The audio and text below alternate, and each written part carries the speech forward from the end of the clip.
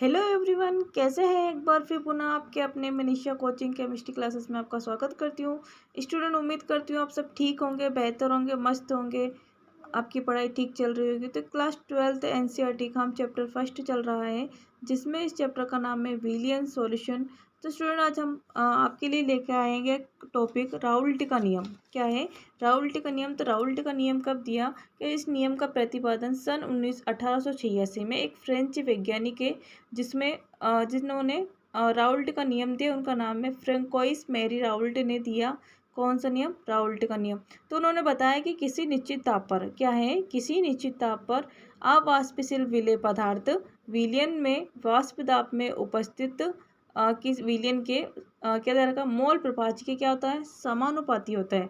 Clear student? तो मैं इसके लिए आपके पास एक डायग्राम लेकर आई हूँ। तो डायग्राम से हम समझेंगे कि स्टूडेंट राउल्ट का नियम क्या कहता है कि जब किसी विलायक में, ये मैंने जल लिया, ये क्या है, मेरा विलायक है। तो इस विलायक में अवाष्पशील पदार्थ जब मैं घोलती हूँ, जब इसमें अवाष्पशील पदार्थ घोला जाता है, तो विलायक के अणु के वाष्पित होने में क्या करते हैं, अवरोध पैदा करते हैं, रुकावट पैदा करते हैं। तो जिससे उस अवरोध से उत्पन्न करते हैं, तो जिससे जो वाष्प दाब क्या हो जाता है, इसका गिर जाता है। क्या गिर जाता है? इसका वाष्प दाब गिर जाता है। और वाष्प दाब में यहाँ अवनमन विलेय की सांद्रता पर निर्भर करता है। किसकी? जो विलेय पदार्थ रहता है उसकी सांद्रता पर निर्भर करता है। तो स्टूडेंट, हम देखेंगे कि वाष्प दाब का अवनमन जब विलयन की सांद्रता के मध्य संबंध को राउल्ट ने एक नियम के रूप में व्यक्त किया है, जिसे हम राउल्ट का नियम कहते हैं। Clear student? तो देखते हैं हम राउल्ट का नियम। तो इस नियम के अनुसार कि दिए गए ताप पर, क्या दे रखा है, दिए गए ताप पर, यहाँ पे ताप मान ले तो इसका 0, 2, 4, 6, 8 और 10, ऐसे क्या मान लो, तो इसका ताप मान लेती हूँ।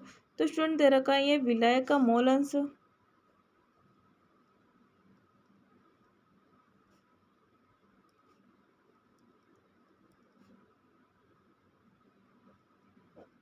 ठीक है। तो स्टूडेंट, क्या कहते हैं कि राउल्ट का नियम कहता है कि किसी दिए हुए ताप पर, क्या है, किसी दिए हुए ताप पर किसी अवाष्पशील पदार्थ, ठीक है ना, अवाष्पशील पदार्थ आपका विलेय पदार्थ, अगर अवाष्पशील पदार्थ या अवाष्पशील विलेय युक्त विलयन का वाष्प दाब उसमें जो विद्यमान विलायक है, क्या है, उसमें जो विद्यमान विलायक है उसके मोल अंश या मोल प्रभाज्य के क्या होता है, ये समानुपाती होता है। Clear student? हम इसको देखते हैं आगे। क्या दे रखा है, इसकी गणितीय व्याख्या अगर देखें तो पहले कथन देख लेते हैं कि राउल्ट का जो नियम है, इसका कथन क्या दिया था कि किसी निश्चित ताप पर, क्या है, किसी निश्चित ताप पर अवाष्पशील युक्त विलयन के वाष्प दाब में उपस्थित जो विलायक रहता है उसके मोल प्रभाज्य के क्या होता है, समानुपाती होता है। Clear student? अब देखते हैं हम इसका गणितीय व्याख्या। माना कि अवाष्पशील विलय युक्त जो विलयन का वाष्प दाब क्या माना, पी, क्या है, पी है, और विलायक का वाष्प दाब पी है, जो कि विलयन के वाष्प दाब के क्या होता है, बराबर होता है।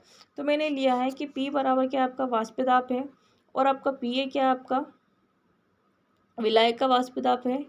Clear student? तो इस समानुपाती होता है, किसके होता है, विलायक के मोल प्रभाव के, क्या है, जो विलायक का मोल प्रभाव होता है उसके क्या होता है, ये समानुपाती होता है। तो क्लियर स्टूडेंट? तो P बराबर PA समानुपाती 1 से, और जहाँ पर हम समानुपाती के चिन्ह घटाने के लिए K एक स्थिरांक लेते हैं, क्या लेते हैं, K स्थिरांक लेते हैं, तो हमारा बन जाता है PA बराबर K 1 से, इसको समीकरण 1 नाम दे देते हैं। जहाँ पर लिखा है मैंने एक K क्या, एक समानुपाती नियतांक है या स्थिरांक है।